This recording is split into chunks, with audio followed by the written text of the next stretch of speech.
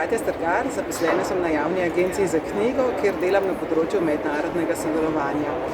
To je neko področje, ki je sicer zelo obsežno, ampak jaz ga vidim kot most med tujimi založniki in slovenskimi založniki, torej kot nekoga, ki pomaga, da slovenske knjige izhajajo v tujini pri dobrih založbah, da dobijo solidno podporo in da se lahko veselimo res velikega števila prevodov. Hkrati pa seveda pomagam tudi s tem, da razstavljamo slovenske knjige na velikih mednarodnih sejmih, da vodim nacionalno stojnico in skratka, da se veselim skupaj z založniki, ker imamo dobre knjige.